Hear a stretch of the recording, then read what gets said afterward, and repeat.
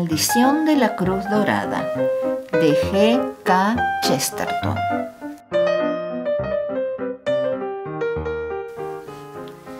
Seis personas estaban sentadas alrededor de una mesita, y el hecho de que estas 6 personas se encontraran allí reunidas parecía casi tan fortuito y accidental como si hubiesen naufragado cada una por su parte cerca de una misma isla desierta. El mar, por lo menos, los rodeaba. Pero aquella vez, la pequeña isla se hallaba involucrada en otra isla, una isla grande y voladora como Laput, porque la mesilla era uno de los innumerables veladores espaciados por el comedor de un enorme buque, el Moravia, que surcaba velozmente a través de la noche la vacía inmensidad del Atlántico. Los componentes del pequeño grupo no tenían otra afinidad entre sí que la de viajar procedentes de América rumbo a Inglaterra. A 2 de ellos, por lo menos, se les podía considerar famosos, a unos 2 más oscuros y a los restantes casi podríamos decir que de carácter dudoso. El que más se destacaba era el conocido profesor Ismoil, una autoridad en estudios arqueológicos referentes al antiguo imperio bizantino. Las conferencias que daba en una universidad americana se tenían por la última palabra en la materia aun en las cátedras más ilustres de Europa. Sus trabajos literarios estaban concebidos en términos tan amables y con tanta simpatía para Europa que su acento americano sorprendía con frecuencia a quienes le oían hablar por primera vez. No obstante, sus maneras eran muy americanas. Llevaba el cabello rubio peinado hacia atrás, dejando libre una espaciosa frente cuadrada. Las facciones eran rectas y largas y delataban una curiosa mezcla de preocupación y de actitud de hombre que actúa con la suficiencia y presteza típicas del león, que prepara sin fijarse mucho su siguiente salto. En el grupo había una sola dama, y era, como con frecuencia habían repetido de ella los periodistas, una auténtica anfitriona. Dicho papel, por no decir el de emperadora, siempre estaba dispuesta a representarlo en aquella o en cualquier otra mesa.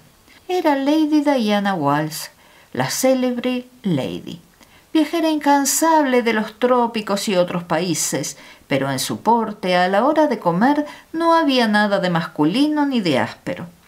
Su belleza era de un gusto casi tropical. Tenía una cabellera abundante de un vivo color rojizo. Su vestido era de un corte que los periodistas calificarían de atrevido. Y sin embargo, su rostro era inteligente y sus ojos tenían la apariencia brillante de los de aquellas mujeres que suelen hacer preguntas en las reuniones políticas.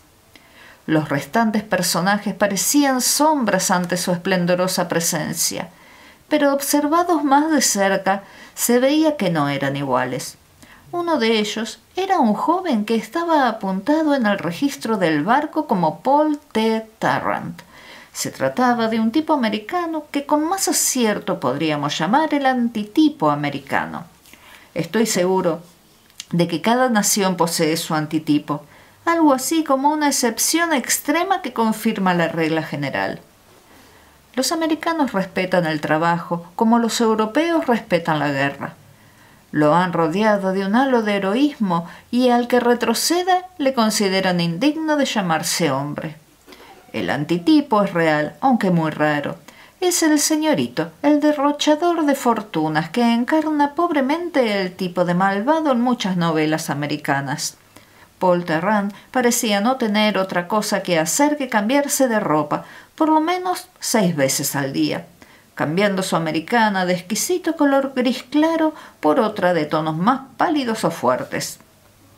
A diferencia de los americanos, llevaba una cuidada barba rizada y a diferencia también de la mayor parte de los señoritos, aun de los de su propio tipo, parecía más bien retraído que farolero. Algo había casi byroniano en su silencio y postración. Los 2 restantes viajeros quedaban, naturalmente, clasificados juntos por la sencilla razón de ser ambos conferenciantes ingleses que regresaban de una gira por América. Uno de ellos era Leonard Smith, calificado al parecer de poeta menor y en realidad periodista mayor. Cabeza larga, cabello claro, perfectamente vestido y con perfecta capacidad de cuidar de sí mismo. El otro formaba con él un contraste bastante cómico, pues era bajito y ancho, con su bigote parecido al de las morsas y tan taciturno como el otro locuaz. Sin embargo, como había sido culpado de robo y ensalzado por el salvamento de una princesa rumana amenazada por un jaguar desde la jaula donde viajaba, había adquirido cierta fama por figurar en un hecho del que se habló mucho. Dejando aparte lo dicho, se tenía la impresión de que sus ideas sobre Dios, el progreso, su propia juventud y el futuro de las relaciones angloamericanas podían tener gran interés y valor para los habitantes de Minneapolis y de Omaha.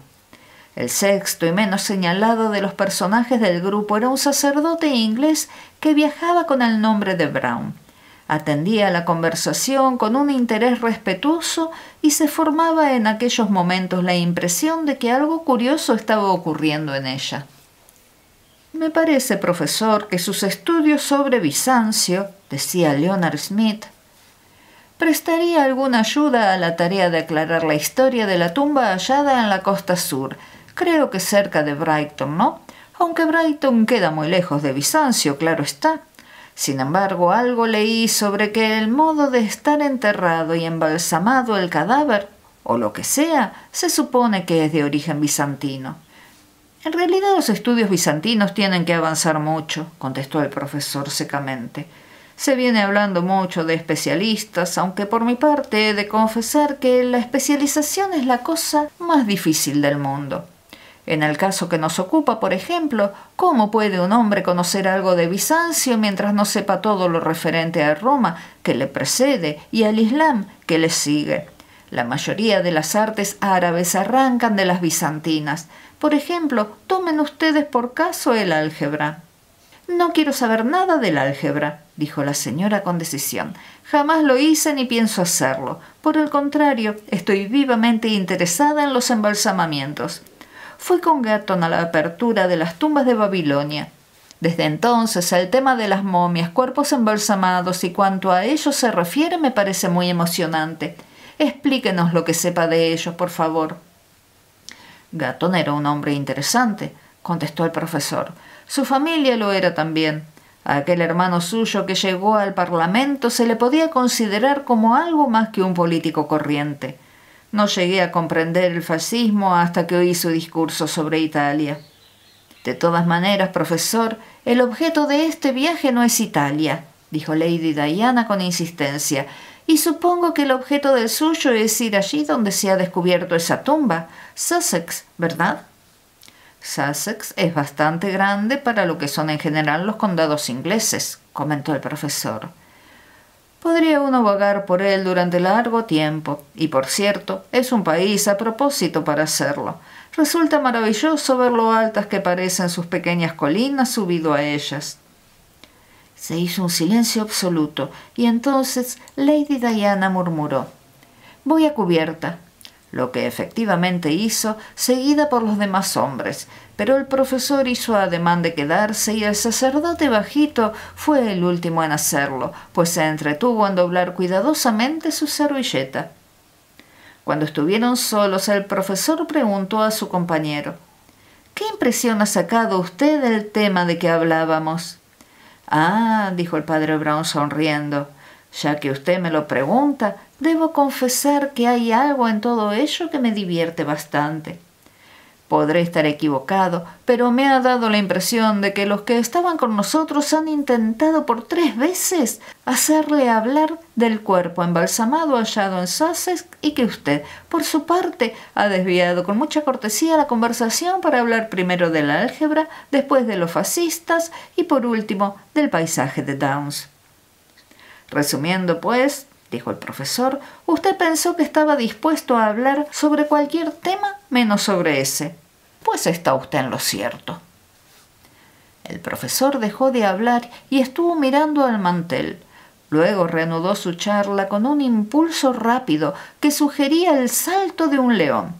«Sepa usted, padre Brown», empezó diciendo, «que le considero el hombre más inteligente y honrado que he conocido». El padre Brown era muy inglés y en aquel trance se sentía poseído del embarazo nacional propio de cuando se encuentra uno ante un cumplido, serio y sincero, espetado a la manera americana. Su contestación se redujo a un inteligible murmullo y el profesor continuó con la misma seguridad. Bajo cierto punto de vista, el caso es bien sencillo. Pero usted, una tumba cristiana de la Alta Edad Media, al parecer de un obispo, ha sido hallada bajo los cimientos de una pequeña iglesia en Durham, en la costa de Sussex. El párroco de la aldea es un buen arqueólogo y habrá descubierto seguramente mucho más de lo que yo en este momento conozco. He oído decir que el cuerpo estaba embalsamado a la manera peculiar de griegos y egipcios, desconocida no obstante por los pueblos occidentales, en especial en aquel entonces. En consecuencia, el señor Walters, el pastor protestante, supone influencias bizantinas y menciona en su informe otra cosa que a mí me interesa mucho más. Sus facciones graves y alargadas parecieron acentuar su tamaño y gravedad al mirar frunciendo el entrecejo al mantel. Sus largos dedos iban trazando dibujos sobre el mantel como si se tratara de planos de ciudades enterradas con sus templos y cementerios. Voy a explicárselo a usted y a nadie más, pues debo poner el mayor cuidado al hablar del asunto ante gente tan heterogénea. Y cuanto más interés demuestran ellos en hablar del tema, tanto mayor debe ser mi precaución. Según cuentan, en el sarcófago se ha encontrado una cadena con una cruz colgada de ella, de aspecto bastante vulgar, pero con un símbolo secreto en el dorso que solo aparece en otra cruz. Es uno de los misterios de la iglesia primitiva y se supone que representa a San Pedro tomando posesión de su sede en Antioquía antes de su viaje a Roma. Sea como sea, estoy persuadido de que solo hay otra que se parezca y se encuentra en mi poder. He oído también decir que sobre esta cruz pesa una maldición. Eso no me preocupa lo más mínimo. Exista o no la supuesta maldición, lo que sí hay en realidad es una conspiración, aunque no sea más que en la idea de un hombre. ¿De un hombre?, repitió el padre Brown. Un loco a mi juicio, dijo el profesor Smoyle. Es una historia larga y probablemente algo tonta. Volvió a hacer una pausa sin dejar de trazar planos con su dedo sobre el mantel y prosiguió. Tal vez fuera mejor contársela desde el principio, por si usted encuentra en ella algún detalle, para mí insignificante, que encierre la solución. Comenzó hace muchísimos años, cuando realicé unas investigaciones sobre las antigüedades de Creta e islas griegas. Hice muchas cosas por mi propia mano, ayudado a veces por naturales del país y en otras ocasiones completamente solo. En las antedichas circunstancias, descubrí un día un conjunto de pasillos subterráneos convergentes en un montón de riquísimos escombros. Objetos rotos y piedras preciosas esparcidas por allí que tuve por los restos de un altar y entre los cuales hallé la extraña cruz de oro. La miré por el reverso y vi el ictus, o pez, uno de los símbolos más antiguos del cristianismo, aunque de una forma y trazado distintos de los que se dan comúnmente. Me pareció más realista en su detalle que lo común, como si el arcaico dibujante hubiese pretendido darle más la apariencia de un pez real que la forma o nimbo convencionales. Me pareció observar también un aplastamiento hacia uno de los extremos que no era una mera decoración geométrica, sino una especie de rueda o incluso una salvaje representación zoológica. Para explicarle en pocas palabras la razón por la que creí haber hecho un hallazgo importante, debo decirle el objeto de mis excavaciones. En algunos aspectos parecían ser excavaciones de otras excavaciones. No buscábamos solo las antigüedades, sino las huellas de los anticuarios de la antigüedad. Teníamos ciertas razones para presumir, o mejor dicho, creíamos tener razones para asegurar que esos subterráneos pertenecientes en su mayor parte al período minoico, como el tan famoso subterráneo identificado en el laberinto de Minotauro, no habían sido ignorados ni inexplorados desde la época del Minotauro hasta hoy. Teníamos razones para creer que esos subterráneos, me atrevería a decir, esas ciudades y pueblos subterráneos, habían sido pisados por algunas personas existentes en algunos de los años intermedios. Acerca de los motivos había diversas opiniones. Algunos sostenían que los emperadores habían ordenado exploraciones de carácter oficial por mera curiosidad científica. Otros, que el desenfrenado apasionamiento de finales del Imperio Romano por todas las clases de lujuriosas supersticiones asiáticas habían dado origen a alguna innominada secta maniquea o de otra clase que vivía en las cavernas en orgías tales que debían mantenerse alejadas de la faz del sol. Yo pertenecía a otro grupo que se inclinaba por la opinión de que tales cavernas habían sido utilizadas con fines análogos a los de las catacumbas. En resumen, sosteníamos que durante algunas de las persecuciones que se habían propagado como la pólvora por todos los ámbitos del imperio, los cristianos se habrían refugiado en aquellos antiguos y paganos laberintos de piedra, y me llenó de un entusiasmo sin límites descubrir y recoger la cruz dorada y apreciar el dibujo que mostraba. Y con mayor arrebato de felicidad, al volverme para salir de la cueva, vi dibujada en una de las paredes desnudas, que se multiplicaban hasta lo infinito por los achatados pasillos, en un diseño rudo pero inconfundible, la forma de un pez.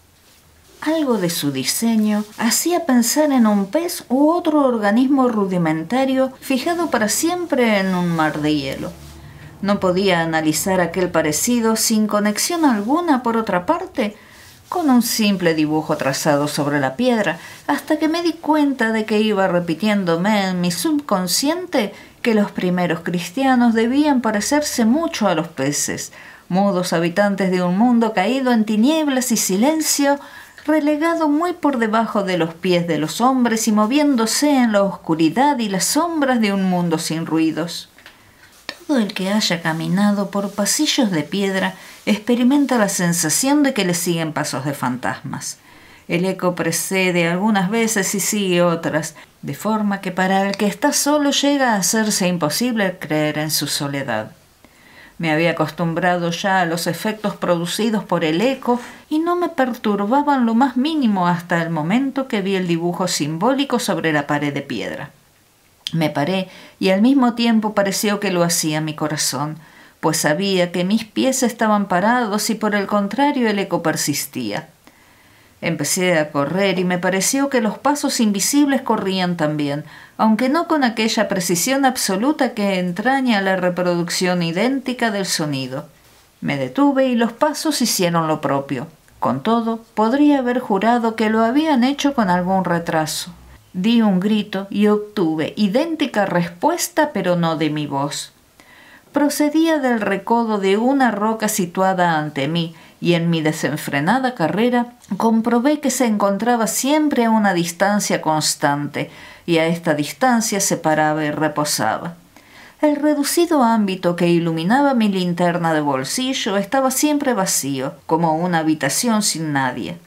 En estas condiciones sostuve una conversación que duró hasta la boca del corredor, con un sujeto desconocido de quien al llegar a la abertura no pude percibir la más mínima huella. La boca del laberinto estaba tapada por muchas piedras y escombros, y no obstante, le habría sido difícil volver hacia atrás y esconderse en el mundo subterráneo de las cavernas. Solo sé con certeza que salí sin mi interlocutor a los escalones de una gran montaña semejante a una terraza de mármol, a cuya monotonía prestaba un poco de variedad la vegetación verde, de aspecto algo más tropical que la fría desnudez de la roca, como aquella invasión oriental que se ha extendido esporádicamente por encima de las ruinas de la clásica Hélade. Pude ver un mar de límpido azul, un sol que brillaba firmemente sobre la completa soledad y silencio, sin que una brizna de hierba se agitase con el revuelo de la huida ni la sombra de un hombre. Había sido una conversación terrible por lo íntima e individual y en cierta manera tan casual. Aquel ser sin cuerpo, rostro ni nombre que se dirigía a mí llamándome por el mío propio, me había hablado en la cripta y las ruinas donde estábamos enterrados vivos, sin poner en su conversación más entusiasmo ni melodrama que si hubiera tenido lugar estando sentados en 2 sillones en un café. Pero me dijo que irremisiblemente habría de matarme a mí o a aquel que poseyera la cruz con el símbolo del pez. Me confió con toda franqueza que no estaba lo bastante loco para atacarme en aquel laberinto, sabiendo que llevaba un revólver cargado y que él corría el mismo riesgo que yo. Sin embargo, me hizo saber con la misma naturalidad que planearía mi asesinato con todas las posibilidades de éxito, habiendo previsto hasta el más mínimo detalle y alejado el menor riesgo, con esa artística perfección que un miniaturista chino o un bordador indio presta a su trabajo artístico que dura toda la vida. A pesar de todo, no era oriental. Estoy seguro de que es un hombre blanco y sospecho que incluso paisano mío.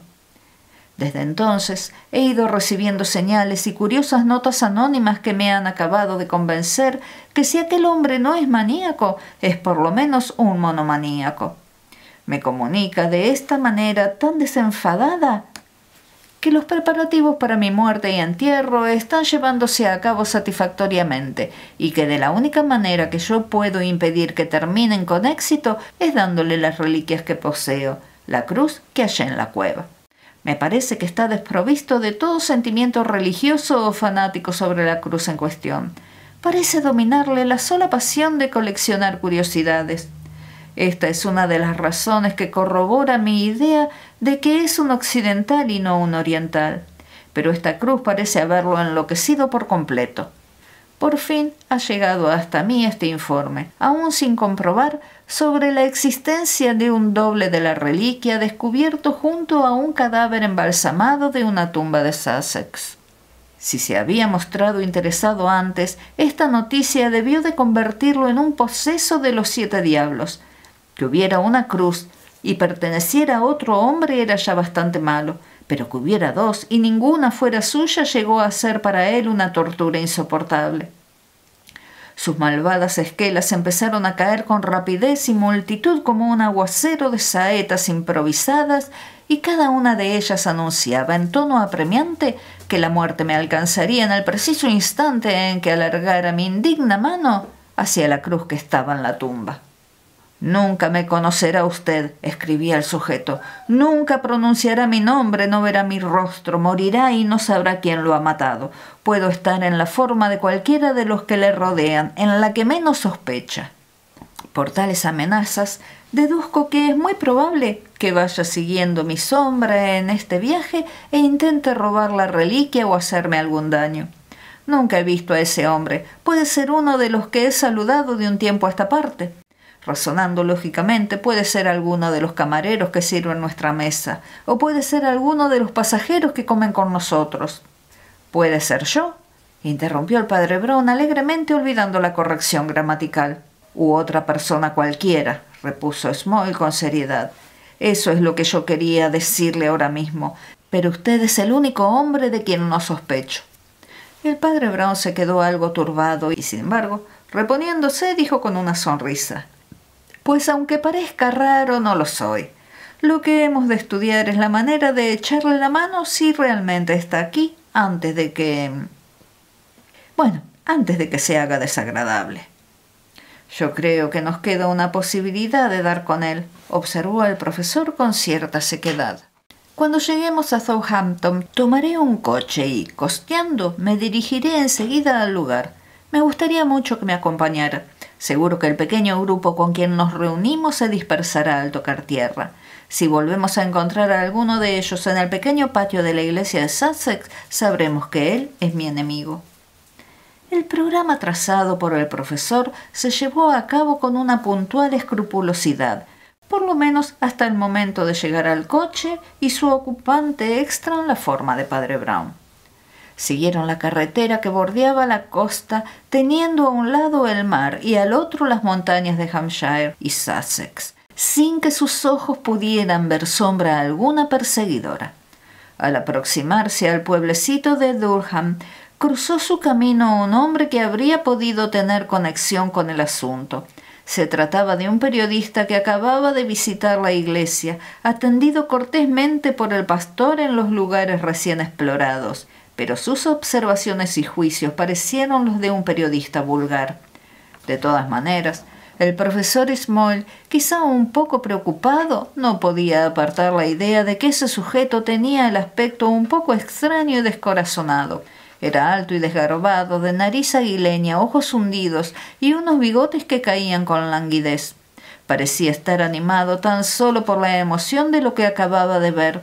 Parecía huir de allí con mucha rapidez cuando ellos le pararon para preguntarle. «Se funda todo sobre una maldición», dijo. «Una maldición que pesa sobre el lugar, sobre el libro guía o el pastor, o el habitante más viejo de la aldea, o no sé qué autoridad. Y verdaderamente parece que sea así. Maldición o no maldición, estoy contento de encontrarme fuera». «¿Cree usted en las maldiciones?», preguntó con curiosidad Smoll. «No creo nada, soy periodista», contestó el melancólico sujeto. «Soy Boone, del Daily World. Pero en esa cripta hay algo que hace sentir hormigueo, y yo nunca negaré que sentí un escalofrío». Y diciendo esto, se dirigió a grandes pasos hacia la estación. «Este individuo tiene el aspecto de un cuervo o una corneja», observó Smoll, volviéndose en dirección al cementerio parroquial. «¿Qué se dice de un pajarraco de mal agüero?». Entraron despacio en el patio de la iglesia. Los ojos del arqueólogo americano se entretuvieron gozosamente observando el atrio desierto de la puerta del Ígnide y la negra y fantasmagórica altura del techo que parecía la noche retando al día. El camino se iba empinando por entre montones de hierba, en los cuales había losas sepulcrales esparcidas de cualquier manera que parecían balsas de piedra echadas sobre un mar verde, hasta el límite del verdadero e inmenso mar gris que corría como una barra de hierro con pálidos reflejos semejantes a los del acero. Casi a sus pies, la mullida alfombra de hierba se convertía en una de acero marino que terminaba en la arena gris y amarillenta, y dibujada exactamente contra el acerado mar, a unos 2 o 3 pasos del acebo, había una figura inmóvil. De no ser por su atavío gris oscuro, se habría podido tomar por una estatua sepulcral. Pero el padre Brown vio enseguida algo conocido en la elegante comba de los hombros y en el pronunciado saliente de la corta barba. «¡Cielos!», exclamó el profesor de arqueología. «Pero si es aquel hombre, Tarrant, si es que se le puede llamar hombre. ¿Creyó usted cuando hablaba en el barco que mi sospecha iba a ser confirmada tan pronto?». «Yo pensé entonces que podía usted hallar demasiadas pruebas», contestó el padre Brown. «¿Por qué? ¿Qué pretende usted insinuar?», preguntó el profesor echándole una mirada por encima del hombro.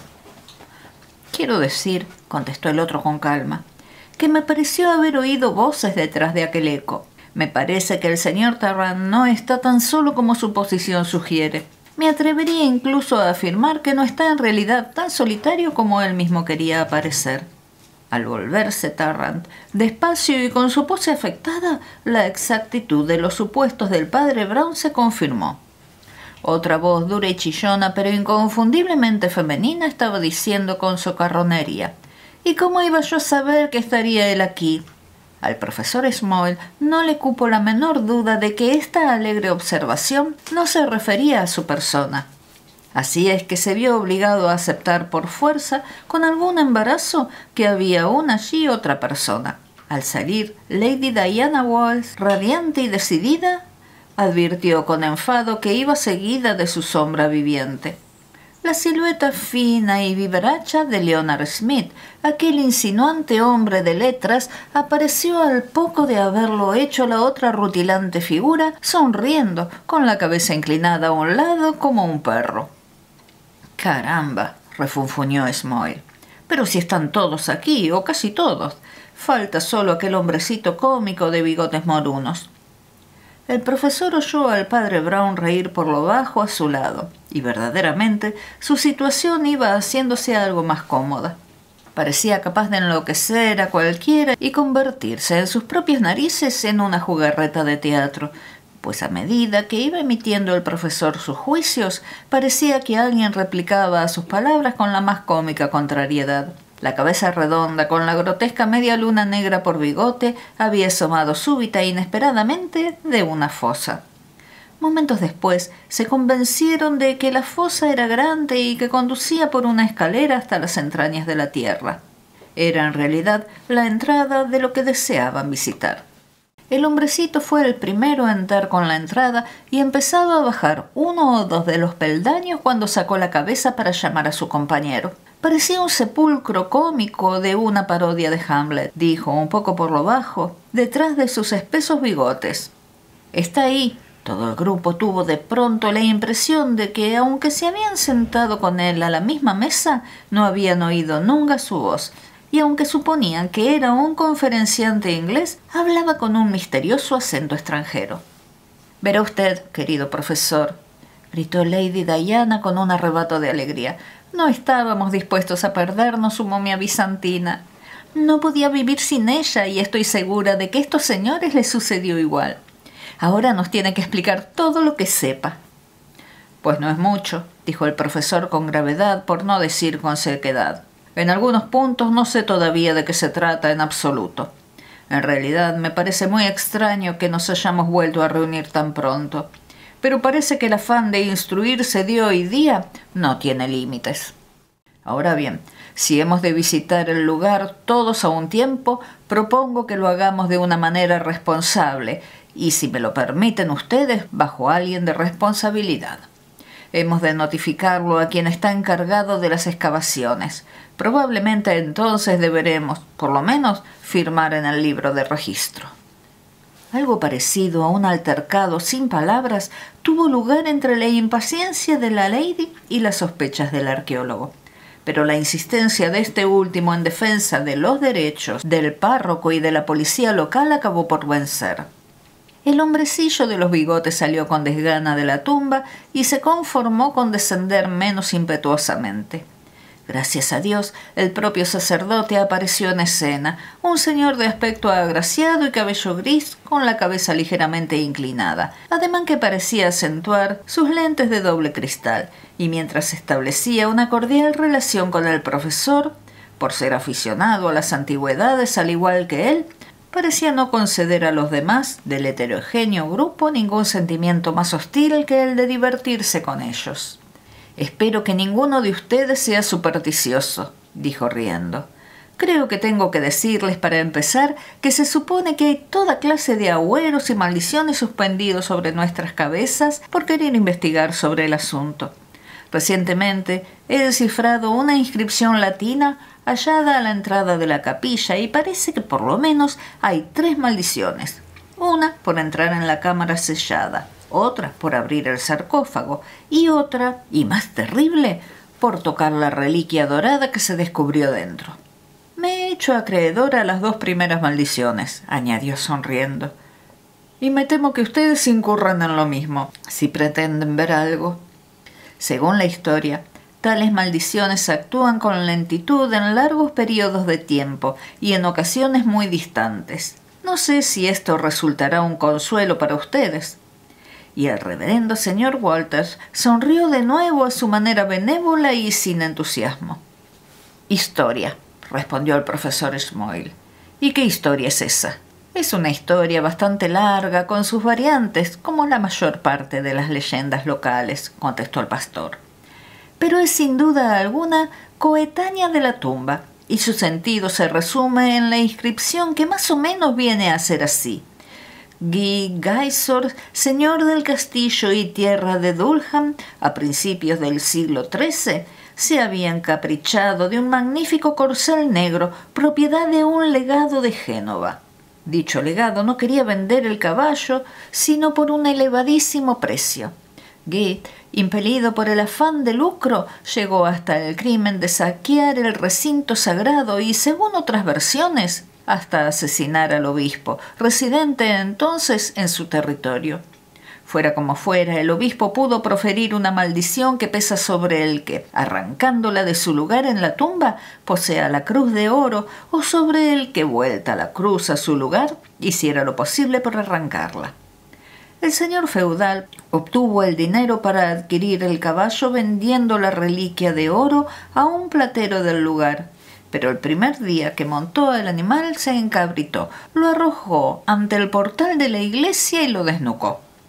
El platero, que hasta entonces había sido rico y tenía un negocio próspero, se arruinó por una serie de acontecimientos inexplicables y cayó en poder de un prestamista judío habitante del castillo.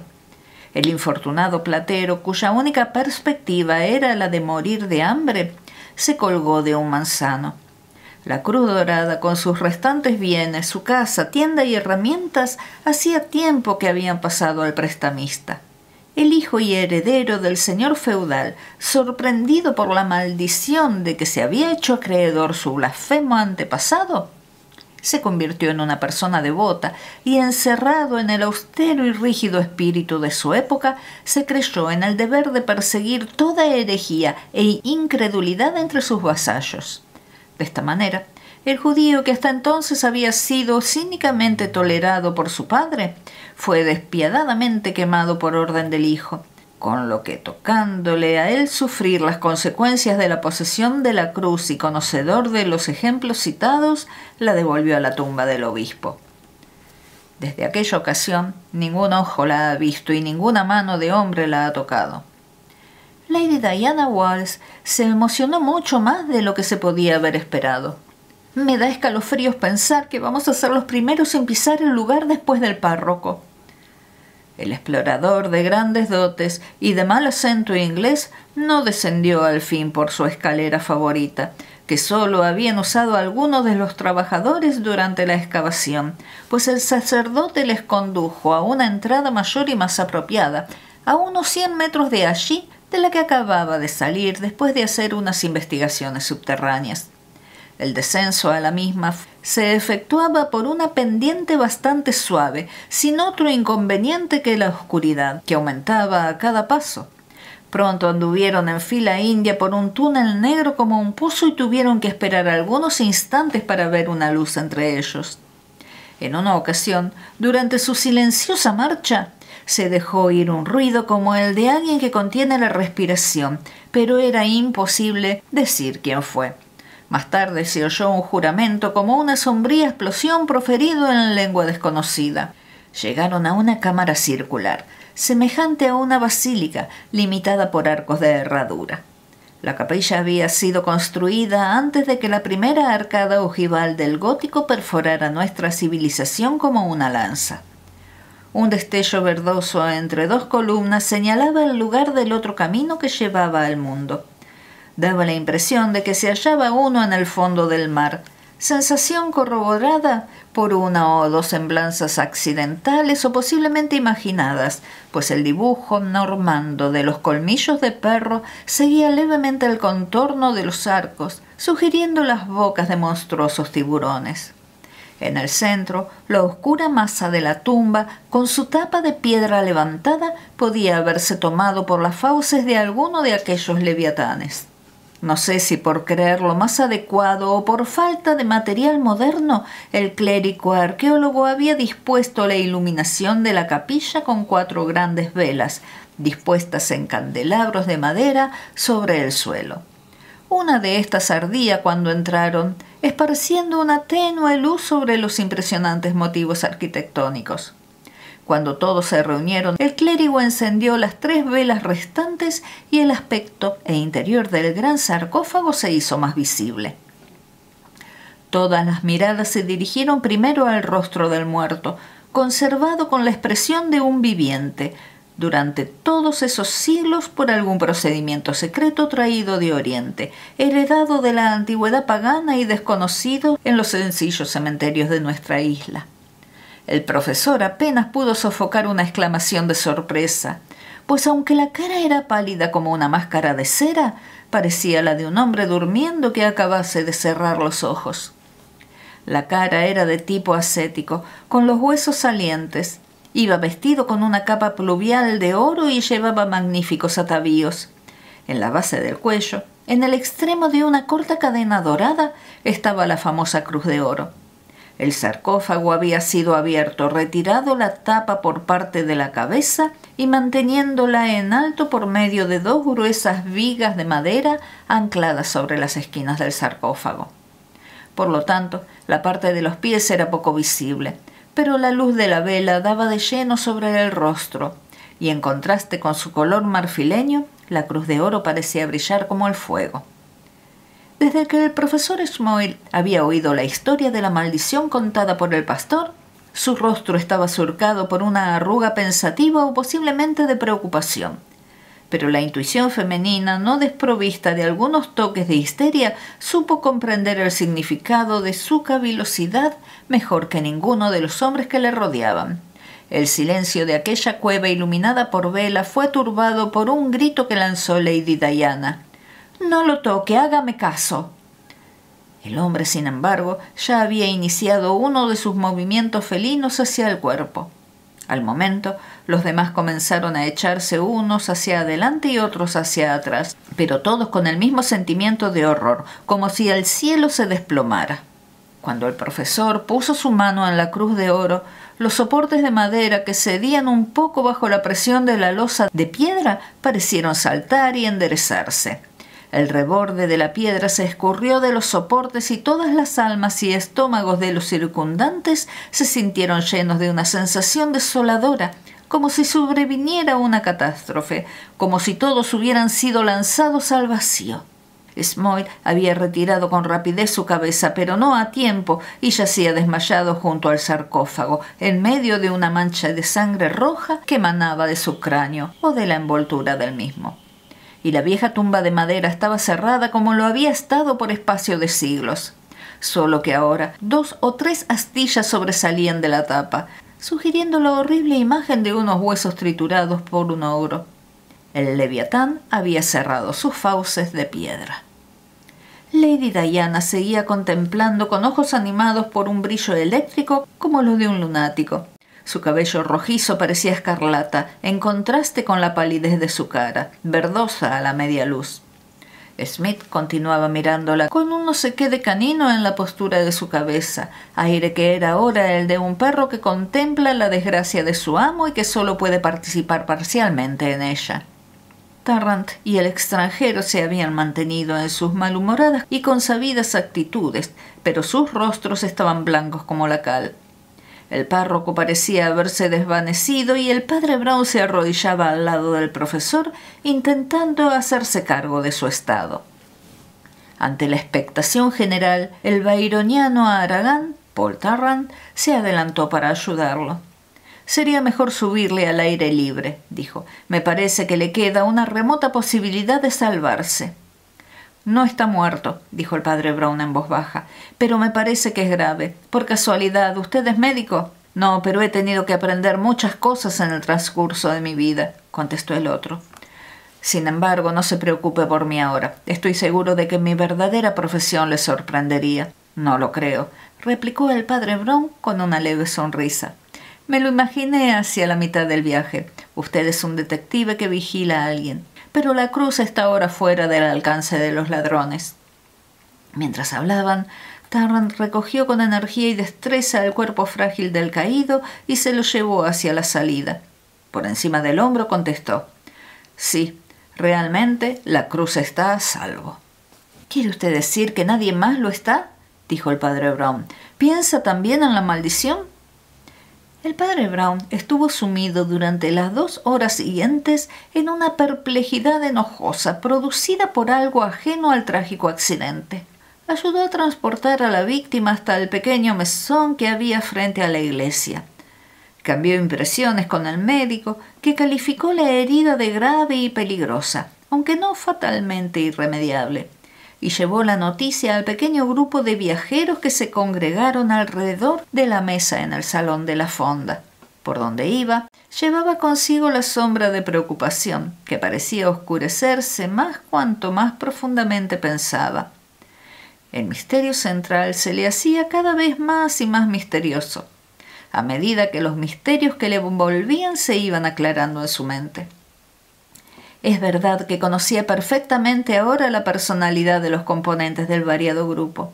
Leonard Smith había venido detrás de Lady Diana y ella había venido porque se le había antojado así. Entre ellos existía uno de esos indefinidos flirteos de sociedad que son tanto más absurdos cuanto más quieren que parezcan intelectuales. El romanticismo de la señora tenía algunas pinceladas de superstición, y ahora se hallaba muy postrada por el terrible final de la aventura. Paul Tarrant era un detective privado que con seguridad seguía la marcha del filtreo a petición de alguna esposa o marido, o tal vez venía siguiendo al conferenciante extranjero de los bigotes que aparentaba ser un sujeto indeseable. Pero si él o cualquier otro intentaba robar las reliquias, el intento se había frustrado. Y lo que lo había impedido era, al parecer, o una coincidencia increíble, o la obra de la antigua maldición. Mientras se hallaba en mitad de la calle, pensativo como era costumbre en él, y se encontraba a mitad del camino de la fonda a la iglesia, le sorprendió ver que avanzaba a su encuentro una silueta que había conocido recientemente, pero que desde luego no esperaba encontrar inesperadamente. Era el señor Boone, el periodista, que a la luz del sol parecía muy desaliñado, ya que en la claridad se veía su estropajoso vestido, con apariencia de espantapájaros. Sus ojos oscuros y hundidos, muy cercanos a su alargada nariz, miraban fijos al sacerdote. Este dirigió hacia él por 2 veces la mirada antes de darse cuenta de que su poblado y oscuro bigote escondía una sonrisa.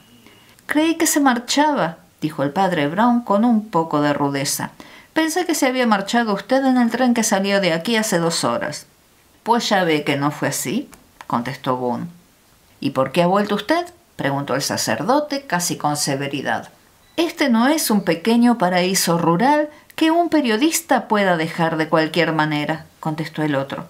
«Las cosas suceden aquí con demasiada rapidez como para que apetezca volver a un lugar tan monótono como Londres. Además, usted no puede impedirme que me mezcle en este segundo asunto. Fui yo el que encontró el cuerpo, o por lo menos las ropas. Mi conducta se hace un poco sospechosa, ¿verdad? Usted puede haber creído que yo quise vestirme con sus ropas. ¡Qué párroco tan gracioso hubiera sido!, ¿no?». Y el delgado charlatán de nariz larga se puso de pronto a hacer un gesto cómico en medio de la plaza, extendiendo sus brazos y abriendo sus manos enguantadas de negro con ademán de hacer una bendición burlesca, diciendo: «Oh, queridos hermanos y hermanas, estoy dispuesto a abrazaros a todos». «¿De qué está usted hablando?», dijo el padre Brown, golpeando ligeramente el adoquinado con su panzudo paraguas, pues sentía menos paciencia que de costumbre. «Oh, ya sabrá usted a qué me refiero si se lo pregunta a los demás componentes de su grupo», contestó Boone desdeñosamente. «Ese Tarrant parece sospechar de mí por haber sido yo quien encontró las ropas, aunque faltó 1 minuto para que las encontrara él. Pero hay muchos misterios en este asunto. El hombrecito de los bigotes puede ser algo más de lo que aparenta. Y por otra parte, no sé por qué no podría haber sido usted el que mató al pobre hombre». El padre Brown no se molestó en lo más mínimo ante las sugerencias, pero parecía estar muy pensativo y desconcertado por la observación. «¿Quiere usted decir que fui yo quien intentó matar al profesor Ismoil?», preguntó el cura con sencillez. «Nada de eso», contestó el otro, haciendo un ademán de suficiencia con la mano. «Hay muchos muertos entre los que puede usted escoger. No se limite al profesor Ismoil. Pues ¿no sabe usted que ha aparecido otra persona mucho más muerta que el profesor Ismoil? Y no sé por qué no podía haber sido usted quien lo hubiera hecho sigilosamente. Diferencia de religiones, ¿comprende? La lamentable desunión de la cristiandad. Supongo que no habrán abandonado nunca el deseo de recuperar las parroquias inglesas». «Perdón, me vuelvo a la fonda», contestó tranquilamente el sacerdote. «Dice usted que los que están allí reunidos saben a qué se refiere usted y puede que ellos me lo expliquen».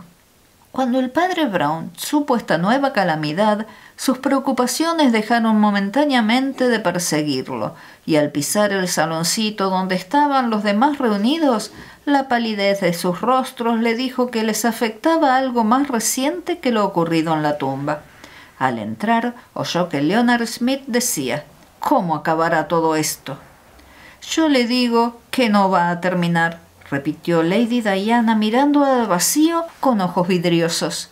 «No terminará hasta acabar con nosotros. Uno tras otro caeremos bajo el peso de la maldición, con lentitud. Como dijo el pobre párroco, poco a poco, pero implacablemente, nos hará desaparecer a todos, como lo ha hecho con él». «Por todos los santos, díganme qué le ha sucedido», impetró el padre Brown. Tarrant, con voz que sonaba un poco falsa, dijo: «El señor Walters, el pastor, se ha suicidado.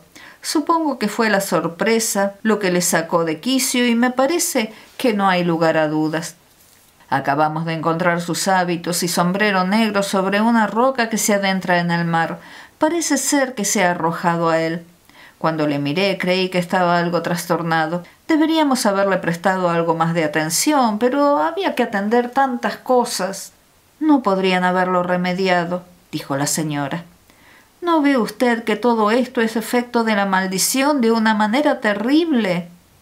El profesor tocó la cruz y fue el primero en caer. El párroco había abierto la tumba y fue el segundo. Nosotros solo entramos en la capilla y...» «Basta ya», gritó el padre Brown con una desacostumbrada violencia en su voz. «Hay que poner fin a todo esto». Su rostro parecía aún surcado por una expresión cavilosa, inconsciente, pero en sus ojos ya no había la nube de perplejidad de antes, sino un brillo de lucidez. «¡Y qué necio soy!», refunfuñó. «Debía haberlo comprendido mucho antes. La historia de la maldición debía habérmelo hecho comprender». «¿Es que cree usted?», inquirió Tarrant, «que podemos morir por efecto de algo ocurrido en el siglo XIII?» El padre Brown movió la cabeza negativamente y contestó con un énfasis dulzón: «No voy a discutirles si algo que sucedió en el siglo XIII puede ser la causa de nuestra muerte, pero estoy convencidísimo de que no podemos sucumbir bajo algo que no tuvo lugar en el siglo XIII ni ha sucedido jamás». «Bien», dijo Tarrant, «no es normal encontrarse con un sacerdote que se muestre tan escéptico en cosas sobrenaturales». «Nada de eso», contestó el sacerdote con frialdad. «No es de lo sobrenatural de lo que dudo, es de lo natural. Me encuentro exactamente en la posición de aquel hombre que dijo que podía creer lo imposible, pero no en lo improbable». «Es lo que llaman una paradoja, ¿verdad?», preguntó aquel. «Es lo que yo llamo sentido común, hablando con propiedad», repuso el padre Brown. «Es mucho más lógico creer en una historia sobrenatural que en una historia verosímil que contradiga cosas que podemos conocer. Si usted me dice que el señor Gladstone en sus últimas horas fue rondado por el fantasma de Parnell, yo me mostraré agnóstico. Pero si usted me dice que el señor Gladstone, cuando fue presentado a la reina Victoria, no se quitó el sombrero al entrar, golpeó a la reina en la espalda y le ofreció un cigarrillo, entonces no seré agnóstico. No es imposible, es solo increíble. Y sin embargo, tengo mayor certeza de que no tuvo lugar que de que el fantasma de Parnell no se apareciese, pues aquello infringe las leyes del mundo que conozco. Lo mismo me sucede con la historia de la maldición. No es de la leyenda de lo que desconfío, sino de la historia». Lady Diana se había repuesto un tanto de su enajenamiento casándrico y su eterna curiosidad por las novedades volvió a irradiar en sus brillantes y prominentes ojos. «¿Qué persona más curiosa resulta usted?», dijo. «¿Y por qué duda de la historia?». «Pues dudo de la historia porque no es historia», replicó el padre Brown. «Para quien posea algún conocimiento de la Edad Media, el cuento le parecerá tan improbable como la anécdota de Gladstone ofreciendo un cigarrillo a la reina Victoria. ¿Pero sabe alguno de ustedes algo sobre la Edad Media? ¿Saben ustedes lo que era un gremio? ¿Han oído ustedes hablar del Salvo Managio Suo? ¿Saben ustedes qué clase de gente eran los Servi Regis? Claro que no lo sé, dijo ella un poco molesta. ¡Qué cantidad de palabras latinas! Naturalmente que no, exclamó el padre Brown. De haber sido Tutankamón o una colección de africanos momificados, lo que se hubiese conservado, Dios sabe cómo, al otro lado del mundo. Si hubiese sucedido en Babilonia o China o afectado a alguna raza tan remota y misteriosa como la del hombre de la luna, sus periódicos les habrían dado cuenta de hasta el último detalle del último descubrimiento, ya fuera un cepillo de dientes o la cuenta de un collar. Pero de los hombres que han construido sus parroquias y dado los nombres a sus ciudades y oficios y a las calles por donde pasean ustedes, de esos no se les ha ocurrido nunca averiguar nada. No quiero preciarme mucho de enterado, pero conozco lo suficiente para comprender que aquella historia es una mentira monumental. En la Edad Media no estaba permitido que un prestamista embargase la tienda y herramientas de un hombre. Es casi imposible creer que el gremio no hubiese salvado a un hombre de su total ruina, y en especial cuando el causante de la desgracia era un judío. Aquellos hombres tenían también sus vicios y tragedias. Algunas veces torturaban y quemaban a la gente. Pero la idea de un hombre sin Dios o sin esperanza en el mundo, encerrándose para morir porque a nadie le importaba que siguiera viviendo, eso no es una idea medieval. Este es un producto de nuestra ciencia económica y de nuestros progresos. El judío no habría sido vasallo del señor feudal. Los judíos por lo regular tenían el especial concepto de servidores del rey, y ante todo no pudieron haberle quemado vivo por causa de su religión. Las paradojas van multiplicándose, observó Tarrant, pero no llegará usted a negarme que se les perseguía en la Edad Media. Y yo le digo a usted que se acercaría más a la verdad si dijera que los judíos eran las únicas personas no perseguidas en la Edad Media. Si usted quisiera satirizar a la Edad Media, tendría un punto de agudeza por decir que algún pobre cristiano podía ser quemado vivo por caer en el homousianismo, mientras un rico judío podía andar por las calles burlándose de Jesús y de la Virgen. Pues bien, así es la historia. No fue nunca una historia medieval ni una leyenda de aquel tiempo.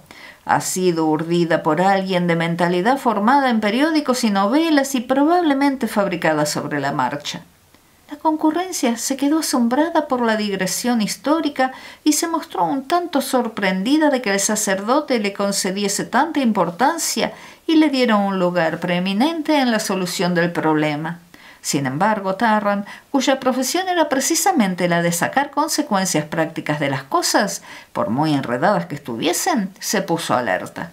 Su barbado mentón se adelantó más que nunca, pero sus ojos apagados estaban ya despiertos. Urdida sobre la marcha. Tal vez eso sea un poco exagerado, dijo el padre Brown con calma. Pero sí me atrevo a decir al menos que fue tramada de un modo más casual que el resto de un plan, pocas veces tan premeditado. No obstante, el conspirador no pensó que los detalles iban a importar a nadie, y sus cálculos no iban desencaminados como la mayor parte de las suposiciones. ¿Los cálculos de quién? ¿Quién llevaba la razón?, preguntó Lady Diana con súbito calor impaciente. ¿Quién es esa persona de quien nos habla? ¿No hemos pasado ya bastante para que usted se entretenga en erizar nuestros cabellos con sus despersonificaciones? Estoy hablando del asesino, dijo el padre Brown. ¿Qué asesino?, preguntó ella con viveza. ¿No quiere usted decir ahora que el profesor fue asesinado? Pues, dijo el boquiabierto Tarrant para sus barbas, no podemos decir asesinado porque no está muerto. El asesino mató a otra persona que no era precisamente el profesor Smoyle, dijo el sacerdote con gravedad. ¿A quién más pudo haber asesinado?, preguntó el otro. Mató al reverendo John Walters, el párroco de Downham, contestó el padre Brown con todo detalle. Su interés se cifraba en matar solamente a esos dos, pues ambos poseían unas reliquias de dibujo curioso. El asesino era una especie de monomaníaco. Parece muy extraño, dijo entre dientes Tarrant. No podemos jurar tampoco que el párroco esté muerto. No hemos visto su cadáver. Oh, sí que lo han visto, dijo el padre Brown. Se hizo un silencio tan repentino como el toque de un gong. un silencio durante el cual aquel trabajo de adivino silencioso, tan activo y preciso que es propio de la mujer, hizo que ésta profiriera un grito. «Eso es lo que ha visto usted», continuó el sacerdote. «Ustedes han visto su cuerpo. A él, al hombre viviente, no le han visto, pero a su cadáver sí. Lo han mirado con detención a la luz de 4 grandes velas, yaciendo pomposamente como un príncipe de la iglesia en una tumba construida antes de las cruzadas». «En pocas palabras», dijo Tarrant, «nos pide usted que creamos que el cuerpo embalsamado era en realidad el cadáver de un hombre asesinado». El padre Brown no contestó nada durante unos momentos y después dijo con aire ausente: «Lo primero que me chocó fue la cruz, o mejor dicho, el cordón al que estaba sujeta. Naturalmente, para la mayoría de ustedes era una sarta de cuentas, sin nada de particular. Y también, como es natural, me chocaba más a mí que a ustedes. ¿Recuerdan ustedes que la cruz estaba muy pegada al cuello, viéndose solo algunas cuentas de la sarta, como si el collar fuera corto? Pero es que las cuentas que se veían estaban dispuestas de una manera muy peculiar. Al primer vistazo me percaté de que era un rosario corriente con una cruz a su extremo. Pero un rosario tiene por lo menos 5 decenas y algunas cuentas más, y naturalmente empecé a pensar dónde podrían encontrarse las demás, que eran un número suficiente como para rodear el cuello del difunto con más de una vuelta. Entonces no pude comprenderlo, y solo después adiviné dónde estaría lo que faltaba. Estaba enrollado alrededor del soporte de madera que aguantaba la tapa. De manera que cuando el pobre Smoy cogió la cruz, el soporte se movió de su sitio y la tapa cayó como una porra de piedra sobre su cráneo. «Caramba», dijo Tarrant, «empiezo a creer que debe de estar usted en lo cierto. Es una historia muy curiosa si resulta verdadera». «Cuando me di cuenta de ello», continuó Brown, «pude deducir con mayor o menor precisión la verdad. Recuerden, ante todo, que nunca ha habido una autoridad arqueológica que investigara el asunto. El padre Walters era un honrado arqueólogo que se había propuesto abrir la tumba con el fin de averiguar si había algo cierto sobre la leyenda de los cuerpos embalsamados. Todo lo demás fueron rumores del carácter de los que acostumbran a anticiparse o exagerar tales hallazgos. Se encontró, pues, con que el cuerpo no había sido embalsamado, sino que había sido reducido a polvo por la acción del tiempo».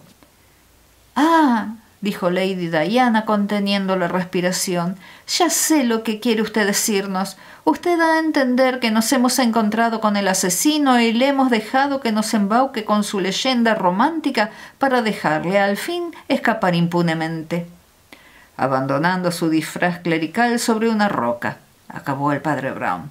«Resulta todo terriblemente sencillo. Este hombre se adelantó al profesor en su carrera hacia el cementerio, con seguridad mientras éste estaba hablando con aquel desconcertante periodista. Sorprendió al viejo clérigo junto a la tumba vacía y lo mató. Después se disfrazó con sus ropas, lo amortajó con las que se habían hallado, lo puso en la tumba y preparó lo del rosario y el madero, como he dicho.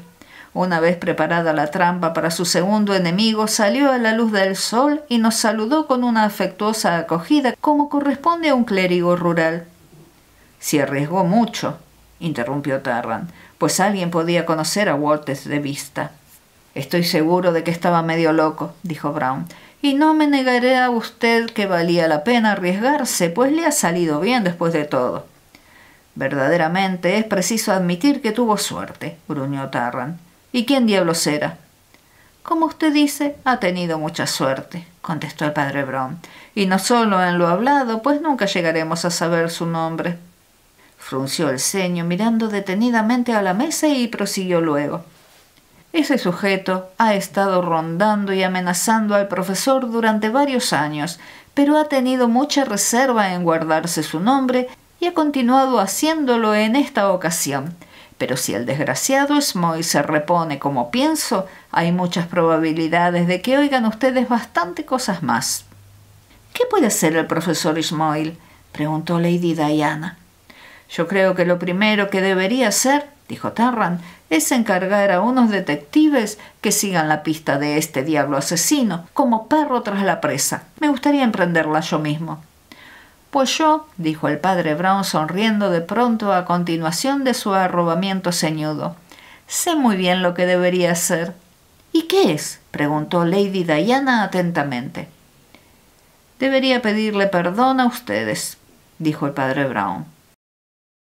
Este no era el tema de conversación que el padre Brown sostuvo con el profesor Smoyle durante la lenta convalecencia del famoso arqueólogo. Ni fue el padre Brown el que llevaba con más frecuencia la conversación, pues aunque se le había puesto límite al profesor en el estímulo de la conversación, lo reservaba en su mayor parte para aquellas entrevistas con su amigo el sacerdote. El padre Brown tenía un gran talento para que su silencio resultase un acicate, y esto daba ánimo a Smoyle para hablar de muchas cosas extrañas que no siempre resultaba fácil decir, tales como las mórbidas fases de la convalecencia y los terribles sueños que van acompañados con frecuencia de delirio. A menudo resulta perjudicial cuando uno se repone de una herida en la cabeza, y cuando la cabeza es tan interesante como la del profesor Smoyle, estos desarreglos y distorsiones llegan a ser originales y curiosos. Sus sueños representaban atrevidos y vastos dibujos sacados de algunos de los que pueden admirarse en las impresionantes, pero arcaicas manifestaciones del arte que él había estudiado. Estaban llenos de santos extravagantes con aureolas triangulares o cuadradas, coronas doradas y nimbos alrededor de sus oscuros y achatados rostros, águilas orientales y hombres con barbas y peinados altos como de mujer. Y como decía con frecuencia a su amigo, había un sueño más sencillo y menos enredado que se presentaba con mayor frecuencia a su imaginativa memoria. Una y otra vez se repetían y volvían a esfumarse dibujos bizantinos, como el apagado reflejo del oro sobre el que se destacaban, y sólo quedaba de ellos la límpida pared de piedra con la silueta brillante del pez que parecía trazado mojando el dedo en la luminiscencia de los peces. Pues aquel era el símbolo que vio en el momento de oír la voz de su enemigo procedente de una esquina del lóbrego laberinto. Y ahora, por fin, dijo, he encontrado el valor del símbolo y de la voz, que son de una índole que jamás había comprendido. ¿Por qué he de preocuparme si un loco de entre millones de hombres cabales que forman un pelotón contra él se propone perseguirme o matarme? El hombre que trazó en la oscura catacumba el símbolo secreto de Cristo era perseguido de una manera distinta. Era el loco solitario. El mundo se había reunido conspirando contra él y no para salvarlo, sino para destruirlo. Me he atormentado algunas veces intentando indagar si este o aquel hombre era mi perseguidor, si era Tarrant, si Leonard Smith, si era alguien más. Supóngase usted que fueran todos. Suponga que fueran todos los hombres de a bordo, todos los del tren y los del pueblo. Y suponga que en lo que concierne a mí fueran todos asesinos. Yo creía tener derecho a alarmarme, pues caminaba a través de las oscuras entrañas de la tierra y había un hombre que pretendía destruirme. ¿Qué habría sucedido si el perseguidor hubiese estado al aire libre bajo la luz del sol, hubiese poseído el mundo entero y tuviese bajo su voluntad a todos los ejércitos y multitudes? Y si hubiese tenido el poder para detener el mundo o convertirme en humo y aniquilarme en el instante en que salía de la cueva, ¿qué podría hacerse tratándose de un asesino así? El mundo ha olvidado estas cosas, como hace poco olvidó la guerra. Sí, corroboró el padre Brown, pero la guerra ha llegado. Al pez se le puede meter bajo la tierra, pero volverá a salir de nuevo. Como dijo humorísticamente San Antonio de Padua, solo los peces sobreviven al diluvio.